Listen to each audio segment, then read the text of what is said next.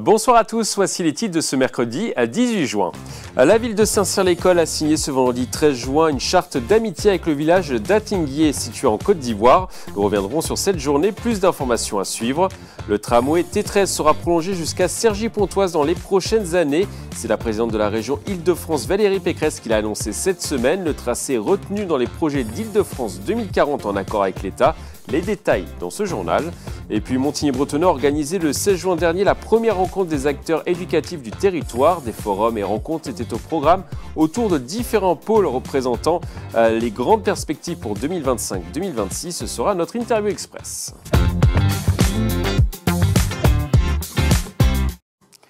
Mais avant de développer ces titres de la politique, il vient de l'annoncer, Othman Nasrou maintient son cap en vue des élections municipales de 2026. Le patron de la Fédération départementale des Républicains du 78 ne veut pas d'accord entre son parti, les LR et le bloc central composé des élus Renaissance, Modem, Horizon et Divers Droite pour obtenir des mairies.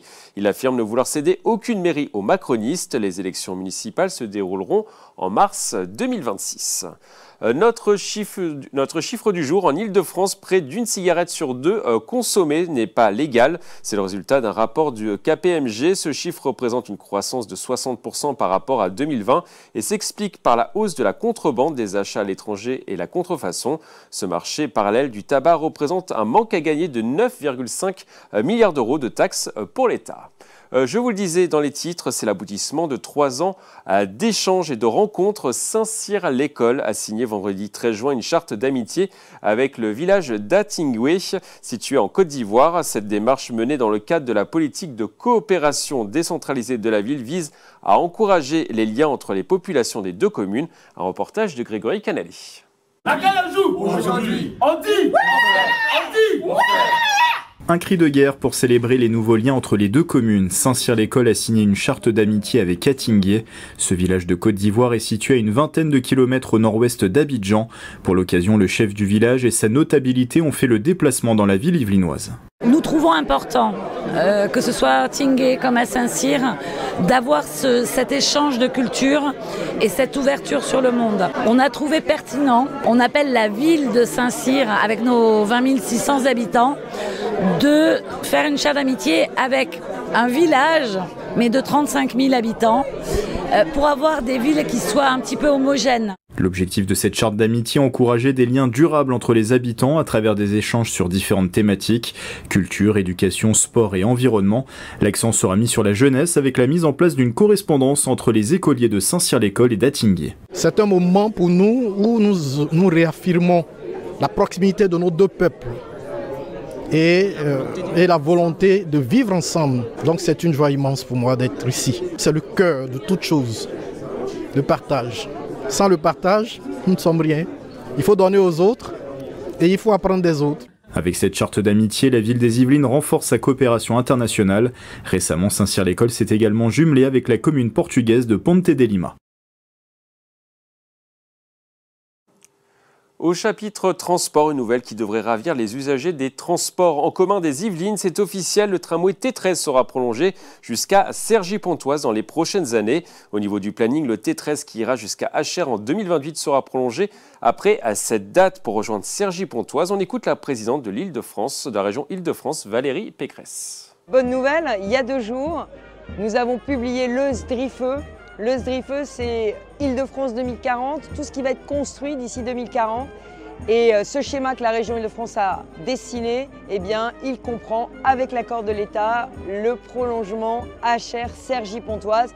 Très important pour nos étudiants, ceux qui veulent aller à l'ESSEC ou à l'université de Cergy. À Vélizy-Villacoublay, un pôle médical est actuellement en construction dans la ville. Il sera ouvert 7 jours sur 7. La structure de 4300 m² sera sur 5 étages. Elle sera composée d'un cabinet de médecine générale, d'un cabinet d'imagerie, d'un laboratoire d'analyse, d'un cabinet infirmier et d'une offre pluridisciplinaire de spécialités médicales et paramédicales. Au total, il devrait y avoir 80 professionnels de santé. La livraison est prévue pour fin 2026. On va maintenant prendre la direction de Montigny-le-Bretonneux. La mairie a organisé ce lundi la première rencontre des acteurs éducatifs du territoire. Des forums et rencontres étaient au programme autour de différents pôles présentant les grandes perspectives pour 2025-2026. C'est notre interview express réalisée par Maxence Delacrouet et Patrick Jacques de Dixmude. C'est un petit peu l'image qu'on peut avoir d'un forum des associations à la rentrée dans les villes. Là, c'est un forum des propositions pédagogiques qui peuvent être mises en place par les enseignants avec la ville.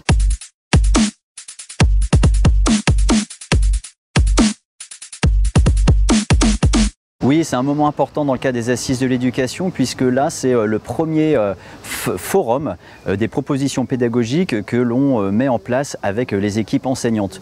On leur permet de rencontrer l'ensemble des partenaires avec lesquels nous travaillons, que ce soit au niveau de la ville, au niveau de l'agglomération, des partenaires extérieurs comme l'ONF par exemple, pour que les enseignants puissent bâtir leur projet d'école à compter du mois de septembre. C'est une volonté bien sûr de la mairie d'investir davantage encore ces partenariats éducatifs, mais c'est aussi une demande qui a été formulée dans le cadre des Assises de l'éducation sur lesquelles nous travaillons depuis déjà 1 an et demi. Et la volonté, elle était vraiment partagée, elle était de part et d'autre pour essayer d'aller encore plus loin dans les différents partenariats et dans les différentes propositions pédagogiques que l'on peut mettre en place au niveau des écoles.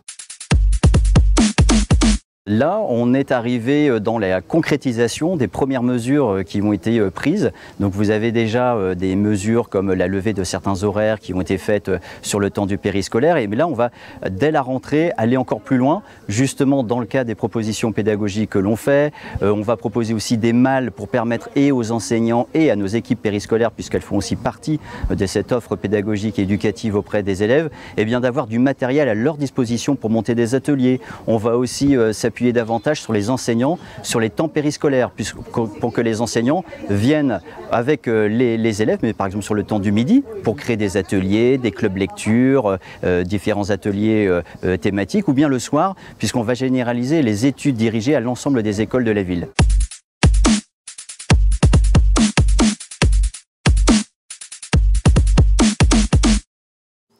À la Verrière, la ville inaugure ce soir la sculpture monumentale Les Frères, une œuvre réalisée par l'artiste local Hamid Fakouri. On peut voir les premières images tournées aujourd'hui par nos équipes. L'œuvre en bronze est installée sur le parvis du centre socio-culturel Jacques Miquel. Une récompense pour l'artiste qui vit depuis de nombreuses années dans la commune. Le rappeur Damso va-t-il venir à Mantes-la-Jolie? Le maire de la ville, Raphaël Cognier, a lancé sur les réseaux sociaux une invitation au chanteur belge. Il a invité à la fête de la musique de la ville en 2026 pour lui présenter les différents projets de la commune et pourquoi pas chanter pendant l'événement. Cette invitation fait suite au dernier album de Damso. Il a cité dans ses paroles la ville de Mantes-la-Jolie. En tennis, très belle performance d'Arthur Reinerknecht sur le tournoi du Queens. L'Yvelinois originaire de Saint-Germain-en-Laye a battu la tête de série numéro 2, l'Américain Ben Shelton au deuxième tour. Le score 7-6, 7-6. Le Français de 29 ans défiera ce jeudi sur le gazon londonien Reilly Opelka en 8e de finale. Et puis en football, très gros match pour la réserve du FC Versailles ce soir. L'équipe réserve joue la finale d'accession en National 3 à 20h30. Ils vont affronter le club de Lemay Sport Football. Si vous voulez les soutenir, rendez-vous au stade Léo Lagrange à Bonneuil-sur-Marne. L'entrée est gratuite. C'est la fin de ce journal. Merci de l'avoir suivi. Très belle soirée sur TV78.